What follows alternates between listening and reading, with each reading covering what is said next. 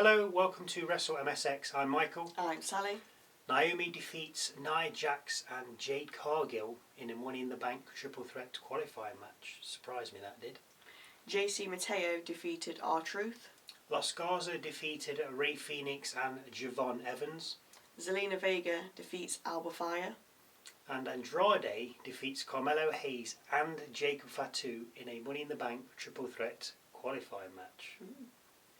So, if you want to know how that happened,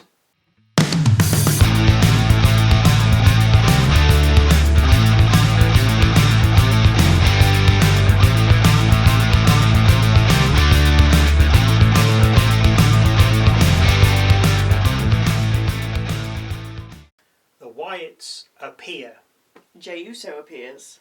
And Fatu's Money in the Bank shot disappears. Bianca Belair opens the show, fingers still well bandaged, so nowhere near ready to come back yet.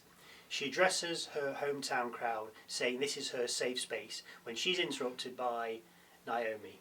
Naomi wants Belair's forgiveness before casually claiming she broke into her parents' house looking for her, but to no avail. Belair warns her off, with the two then interrupted by Jade Cargill, who takes out Naomi just as we hit a break.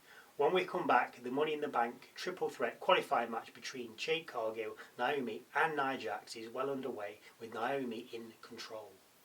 After beating on Jade a little more, she goes one attack too far as Cargill catches Naomi off the middle rope and turns it into a fall-away slam. Jax then begins her assault on the pair, leg dropping them both before singling out Naomi for another leg drop from the middle rope. The former Glow Star managed to kick out of the follow-up cover on 2.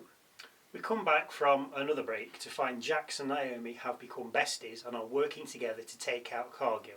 That is until Naomi tries to roll up Jax from behind, therefore breaking up this new friendship.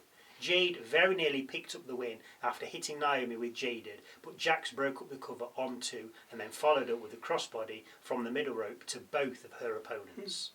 A Super Samoan drop. Because it's off the ropes. Yes. Got Jax a 2 count, only because Cargill broke the cover with a splash from the top rope and got a 2 count cover herself.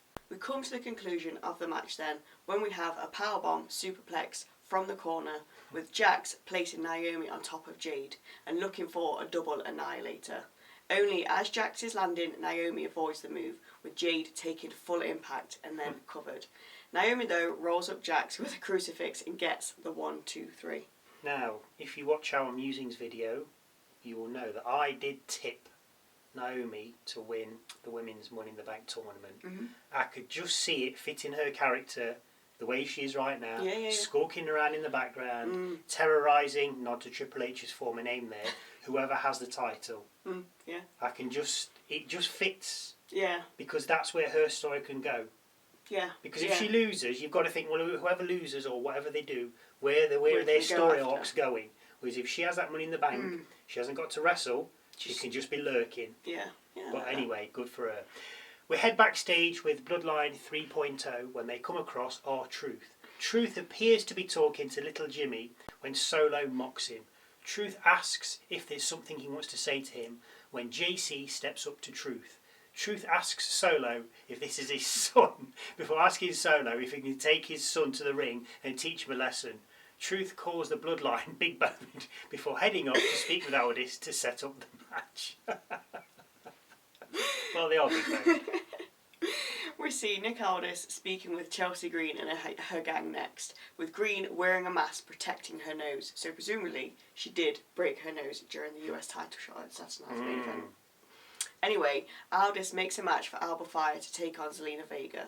We then see Byron Saxton with Tiffany Stratton, and he asks how she's handling the pressure of knowing she could lose the title the same way Jax did to her with a cash-in. Stratton says she's prepared, and whoever tries to cash in on her is making a big mistake. Naomi then rolls up, claims she's going to win Money in the Bank, and then heads off, with Alexa Bliss then siding up to Stratton and claiming she's going to win Money in the Bank. You're going to win Money in the Bank. We get another match advertised for Worlds Collide. Ethan Page versus Rey Fenix versus Laredo Kid versus Je'Von Evans for the North American Championship before we head back to ringside for R-Truth against JC Mateo. solo with JC. Truth naturally takes a beating, not much of one, but still. He manages a 5-knuckle shuffle and then attempts an AA. Truth struggles, which then allows JC to give Truth a tour of the islands and cover for the win. After the match, Solo and JC beat on Truth, but he's saved by Jimmy Uso. JC attacks Jimmy from behind and then goes to hit him again, but Solo stops him because, of course, he's trying to woo his brother back to the dark side. The Street Profits head out next, saying they're leading the charge of the tag division and will happily defend their titles against anyone. Outcome, Fraxium. Fraxium feel the two teams should run it back after last week's interference from the Wyatt Sicks ended their title shot. But they then get interrupted by Motor City Machine Guns. Motor City ask for a match against the Profits, which then brings out DIY. Ciampa says the other teams have killed the tag division and ask for a minute's silence. As he and Gargano bow their heads for a minute, the lights go out. When they come back on, the Wyatt Sicks are ringside. They clear the ring, Candice LeRae suffers at the hands of Nikki Cross, and Nathan Fraser gets Sister Abigailed. What's happened to Pretty Deadly? Or Fraxium the new Pretty Deadly? No. Next up, Los Garza with Santos Escobar against Rey Fenix and Je'Von Evans with Ethan Page at ringside. It was quick, it was sharp, it was springboard heavy, and it was clearly set up to get Page, Evans and Fenix feuding before their Worlds Collide match. Los Garza won with their double team finisher on Evans, but I could not be more disconnected from a match. I've not seen Evans before. Why are you putting him with Fenix? And I could not be any less interested in Los Garza if I tried. This was a hard watch for me. I know that obviously, as I say, they were building for the Worlds Collide match with Evans, Je'Von and Fenix. But when you, not interested, but when you've got nothing to go on, you can't just throw people together and be like, hey, watch this, you'll enjoy it. It was just, this is boring. Sorry guys, but just not for me. We have a message from the Wyatt Sicks next, and for the life of me, could not distinguish what Howdy said. No, me either. Sorry. Go and watch it, and if you know what he says, let us know, because I don't know what he said. I have no idea. Anyway, Alba Fyre against Zelina Vega next, Fyre accompanied by Green and Niven. After a little back and forth, Vega sets up for the 619, which gets scuppered by Niven as she trips the US title holder just before we break. We get knees in the corner and then a super meteora from Vega with a follow-up cover getting a 2. Then a swanton from Fyre after Vega missed a moonsault, with Fyre's cover also getting 2. Vega then ends up outside the ring with Niven holding her so Green can hit her with her face mask. Only Vega ducks with Green clocking Niven right in the mush. Vega re-enters the ring, hits Code Red on Fyre and covers for the victory. Backstage we see The Miz telling Carmelo Hayes that if he follows the plan, we will win and become Mr. Money in the Bank. Hayes says, what's this we? It's my talent that got me here. Miz does not look impressed. We have a vignette from Julia next, and her goal is to be indisputable. We come out of the vignette and see Zelina Vega walking through backstage when Julia appears. Julia says she sees Vega, but sees the title more. Damian Priest heads out next, and having done with Drew McIntyre, he has his eyes set on a championship, the United States title. He tells Fatu they'll mix it up sometime in the future, then warns his crew not to get involved before leaving the ring and heading up the rampway. As Priest nears the entranceway, Fatu heads out for his match, with the two exchanging knowing looks before parting ways.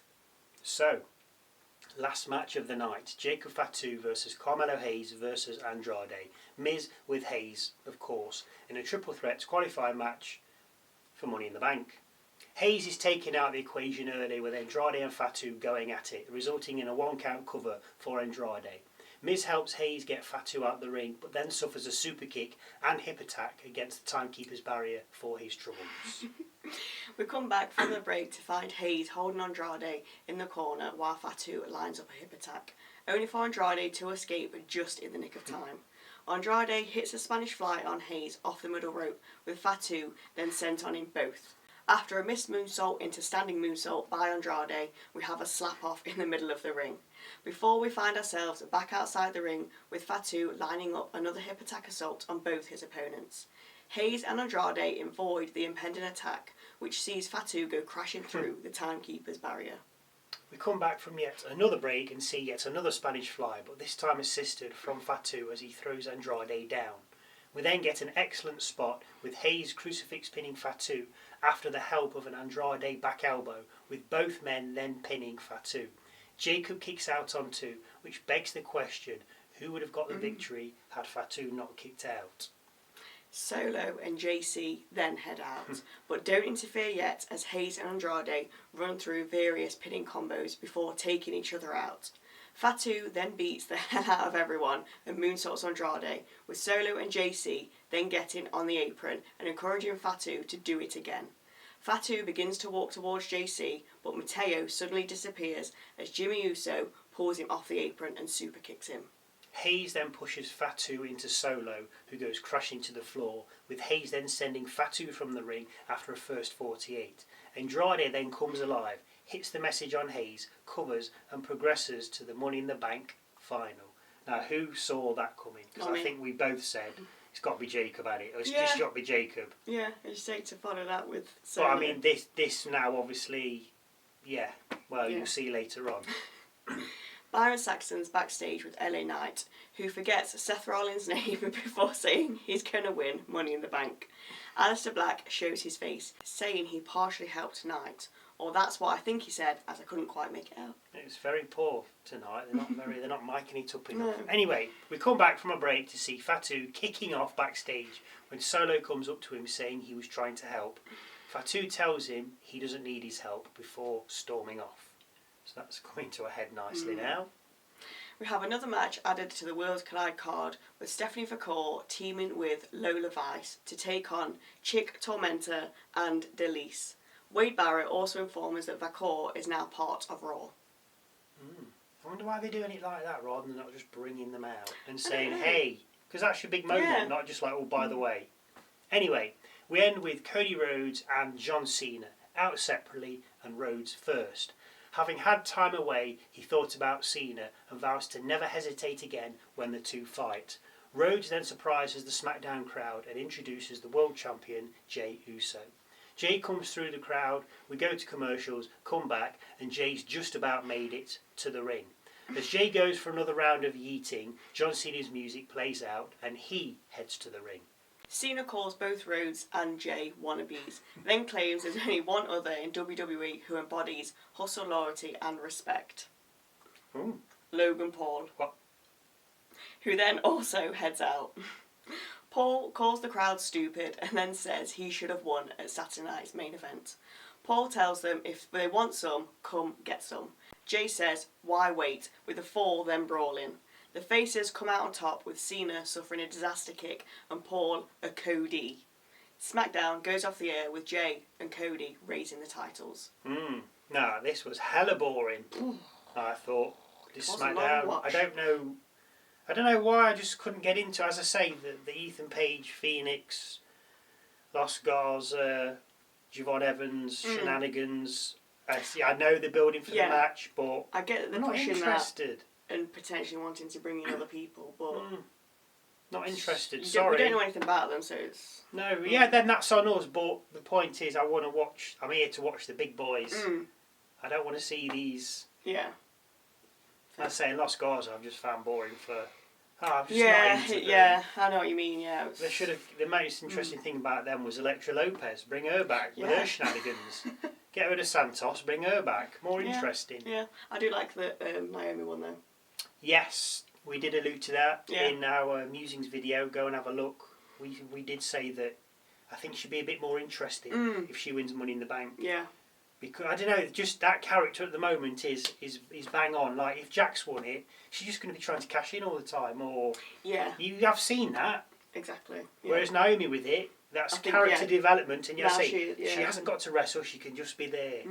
Exactly. Which fits, as I say, her current persona perfectly. Definitely. Any thoughts or views that you'd like to share, then please feel free to leave them in that comment section down below. Don't forget to go and check out our musings video with thoughts and opinions on the last week of WWE. A new one drops every Wednesday. Thank you again for watching. And hopefully we'll see you Tuesday for Raw.